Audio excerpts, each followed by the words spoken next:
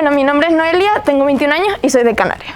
Soy de Canarias y soy una persona muy orgullosa que se siente muy cercana a su cultura. Y os voy a contar una leyenda basada en mi isla, la isla de La Palma, que tiene el nombre del Salto del Enamorado. Y la leyenda dice así: hace muchos años vivía un joven pastor que estaba enamorado de una bella dama. La bella dama no le quería, pero él insistía en que se casara con ella. Para poder intentar zafarse del caballero, ella decidió ponerle un reto que ella pensaba imposible y que no aceptaría. Este reto se basaba en, agarrado de su lanza, que es este palo que vemos aquí, que utilizaban los pastores para descender por las rocosas de la isla, tendría que dar 3 vueltas a un abismo. El caballero, como estaba muy enamorado, dice que sí, y se van hacia el risco.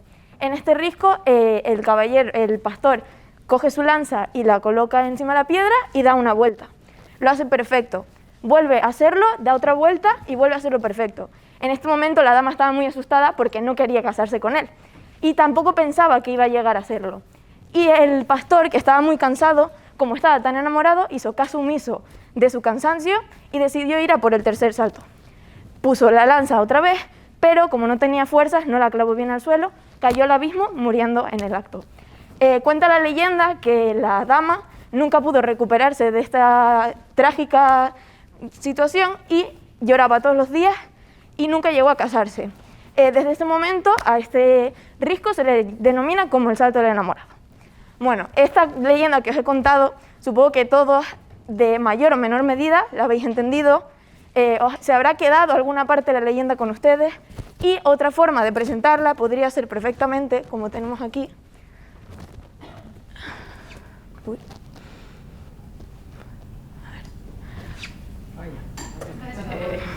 Se descargó, bueno. Con un texto. Aquí, por cierto, se ve una escultura del Salto del Enamorado que está en esta isla, colocada donde fue, y os enseño el texto y se podrían hacer muchas actividades.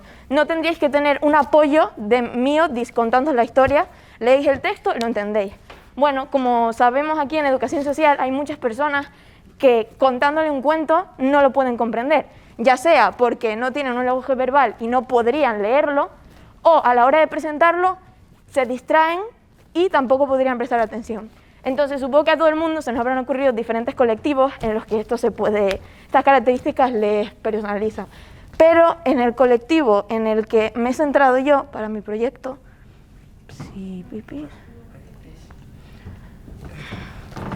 ¿Quieres buscar tu presentación? Sí. A ver. Está ahí. ¿Es esa? ¿No? No, perdón.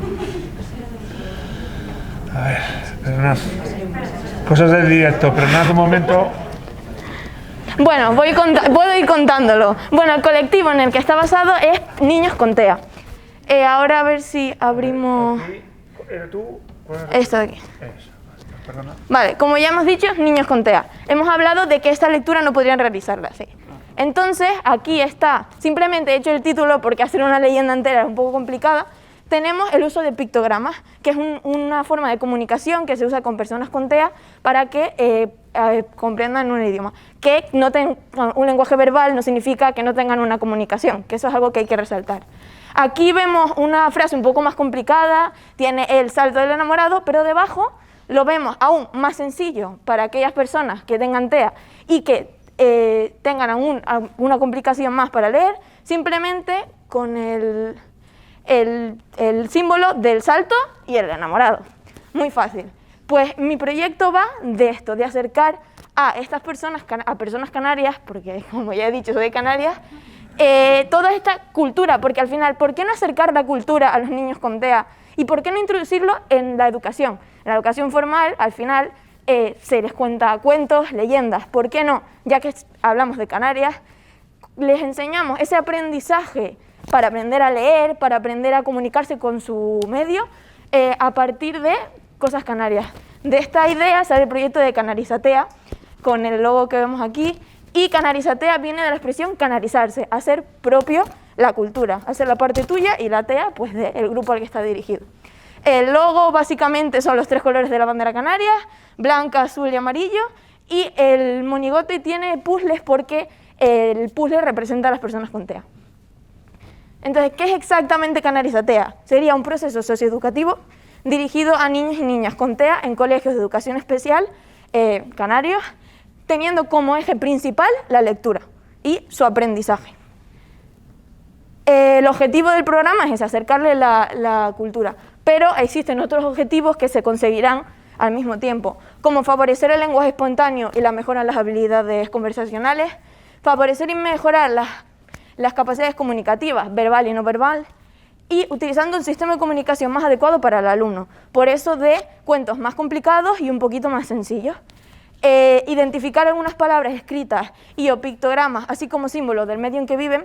Esto es muy importante porque al final hay algo que yo, que he estado en el sistema educativo normalizado de Canarias, te enseñan todo como España en general. Y yo creo que hay que centrarse un poco más en el medio. El medio de Canarias no es el mismo que la península, igual que dentro de la península ibérica, el medio es muy diferente dentro. Entonces, que se usen pictogramas, que no se diga el autobús, porque al final, cuando ellos van a la calle, no escuchan el autobús, es la guagua. Y entonces es muy importante que cuando se den esos pictogramas, se den con palabras del lugar.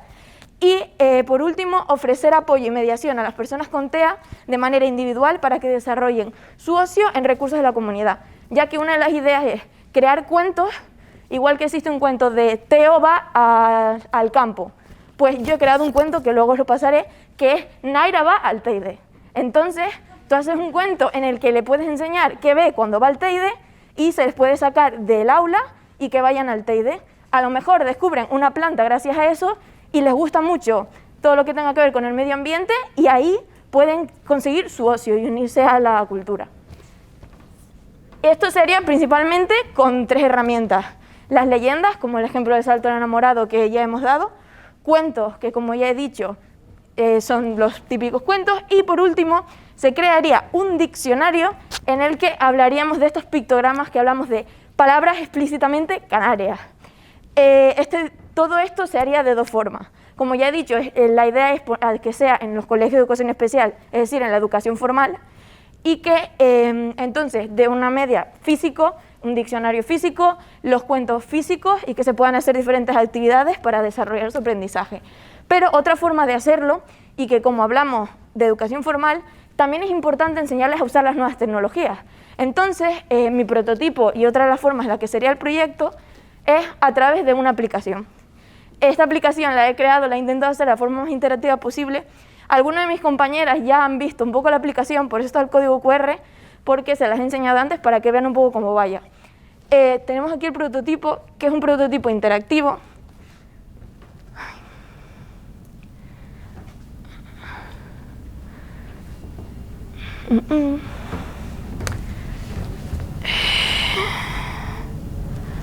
¿Por qué no me lo abre?